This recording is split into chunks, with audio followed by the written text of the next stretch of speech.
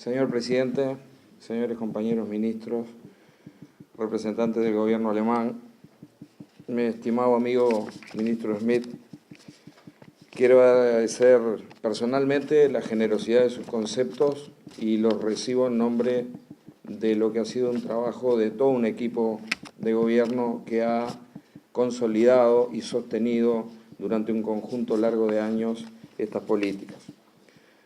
Es tan grande la coincidencia entre nuestras planificaciones y en nuestras políticas públicas agropecuarias que tengo poco que agregar a la excelente descripción de objetivos y de instrumentos que ha mencionado el ministro Schmidt. Todos sabemos que Uruguay es un país de 3 millones de habitantes y que, como usted bien decía, produce alimentos para 8 veces más su población. Llevamos 13 años de crecimiento económico ininterrumpido, donde la agricultura, que no es el único sector económico del Uruguay que se ha modernizado y que se ha tecnificado, pero que es uno muy importante en su matriz productiva, y que estamos convencidos que tenemos la posibilidad de alimentar sosteniblemente a 50 millones de personas. Y la palabra sostenibilidad en esto es clave. No solamente es un compromiso ético con nuestra generación, no solamente es un compromiso ético con las futuras generaciones, sino que además es una oportunidad magnífica de diferenciar nuestra producción con atributos de sostenibilidad, de inocuidad, de trazabilidad, de bienestar animal, de valor agregado ambiental, que millones y millones de consumidores cada vez valoran más. Esa intensificación sostenible, que para que sea sostenible tiene que darse en una dimensión tripartita, considerando no solamente lo económico, lo social, sino también lo ambiental, es una enorme oportunidad de agregar valor y de diferenciar producción. Algunos de estos aspectos formaron parte de la agenda que en común tenemos de cooperación entre Uruguay y Alemania en materia agropecuaria y agroindustrial. Usted destacaba la política de suelos. Uruguay la conoció personalmente cuando visitó Uruguay en el 2015. Uruguay afrontó con mucha valentía la etapa de controlar la erosión hídrica de los suelos. Y ese es un concepto físico. Hoy están presentes en sala el presidente del Instituto Nacional de Investigación Agropecuaria y una investigadora que está trabajando en cooperación con el Instituto Julius Kühn, investigando el programa de todo lo que tiene que ver con la biología y con la salud de los suelos. El concepto de física y el concepto biodinámico deben integrarse en una perspectiva de futuro. Hablamos de la conservación de los bosques, un segundo capítulo de nuestro programa de cooperación. El Uruguay definió por ley en el año 1987 la protección de sus bosques nativos. Hoy estamos en la etapa de encontrarle una alternativa productiva a nuestros bosques nativos. Conjuntamente con el presidente y con otros ministros inauguramos hace unos meses atrás un polo de investigación en el centro del país, en una zona donde nadie pensaba hace 15 o 20 años que hubiera un polo de investigación, y hoy está el Instituto Nacional de Investigación Agropecuaria, la Universidad de la República, las oficinas del Ministerio tratando de generar nuevas opciones, no solamente productivas y económicas, sino también utilizándolas como el instrumento de la construcción del capital más importante que tiene un país, que es su gente y el conocimiento. Estamos en la etapa del desarrollo, con el desafío del desarrollo del riego, de transformar esa riqueza hídrica que el Uruguay tiene por algunos momentos y que le falta en otros, y no la queremos visualizar como una alternativa de desarrollo exclusivamente productivo, sino que la mayor productividad tiene que ayudarnos a construir una mayor sostenibilidad. Hemos coincidido en muchos foros internacionales encontrando el vínculo entre agricultura y seguridad alimentaria y cambio climático y seguridad alimentaria. Todos estos conceptos no están desfasados. En la conferencia de prensa que nuestro presidente compartió con la canciller alemana hoy, habló del concepto de la agrointeligencia. En el Uruguay eso está definido por lo que es el Uruguay. Un país que tiene que insertarse en el mundo y vender competitivamente. Un país que tiene que intensificar sosteniblemente haciendo un uso adecuado y racional de sus recursos naturales.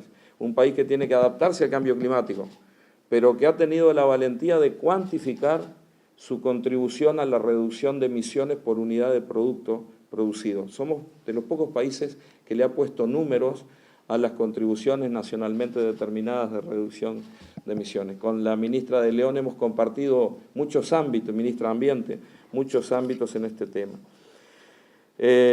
Mitigación y adaptación al cambio climático. Todo esto, como bien usted dijo, requiere de un adecuado equilibrio entre investigación y en desarrollo. Y yo diría más, requiere de un adecuado equilibrio entre investigación e innovación. Entendiendo esos dos conceptos como la investigación es aquel proceso en el cual invertimos recursos para generar conocimiento y la innovación el proceso en el cual utilizamos el conocimiento para generar recursos, sean recursos económicos o condiciones de vida para la gente. Nuestro vínculo tiene larga data, pero a partir del año 2011, con su colega la ministra Ilse Aigner, decidimos intensificar el programa de cooperación entre ambos ministerios. En el año 2013 firmamos un convenio en el área forestal y en el área de inocuidad de alimentos. Y voy a repetir lo que dije en aquel momento. Si Uruguay se quiere destacar en el mundo como un proveedor confiable de alimentos diferenciados, no puede fallar en inocuidad. Y eso implica potenciar y mejorar nuestra capacidad analítica de riesgos. Y decidimos venir a hacer un convenio en el país que tiene tal vez uno de los más potentes institutos en este tema, el Instituto BFR, con quien firmamos un convenio. Hemos vinculado al LATU y hemos vinculado a la ANI en esa actividad, porque es una capacidad institucional muy valiosa que Uruguay tiene. La vinculación de línea con el Instituto Julius Kühn, donde se están trabajando distintas líneas de trabajo. La constitución de un grupo de seguimiento de esa agenda que se firmó en la Estanzuela con su visita en el año 2015 y seguramente cuando termine esta ceremonia tendremos que seguir trabajando haciendo una evaluación y firmando esa adenda que incorpora el concepto de la bioeconomía. El presidente le decía al saludarlo y hacía referencia en la conferencia de prensa hoy, cuando allá por principios del siglo XX un gobierno progresista decidió encarar una agenda muy amplia de derechos, también decidió encarar la modernización de la agricultura del Uruguay, que hasta ese entonces era básicamente ganadería. Y cuando definió dónde iba a buscar los especialistas para formar las bases de nuestro sistema de investigación, buscó en Alemania y el doctor Berger, junto con el doctor Klein, con el doctor Fischer y con el doctor Gotze, le dieron la base a lo que fue la Academia de Ciencias Agrícolas del Uruguay, posteriormente Centro de Investigaciones Agrícolas Alberto Berger y actualmente esa estación experimental formando parte de lo que es nuestro Instituto Nacional de Investigación. El doctor Bajhaus tiene como antepasado quien formulara el plan de estudio de la Facultad de Agronomía en el año 1907. De esto ya hemos hablado, pero en el día de hoy, y para terminar, si ustedes me permiten, uno de los mejores ejemplos en la historia del Uruguay de vinculación pragmática entre la investigación y la innovación aplicada lo constituye las iniciativas desarrolladas por el profesor von Liebig y por el profesor Pettenkofer, y estoy hablando del año 1850. Recordemos que el profesor Liebig, uno de los padres de la química orgánica, definió la ley del mínimo que condiciona todos los procesos productivos hoy en día y lo será por siempre.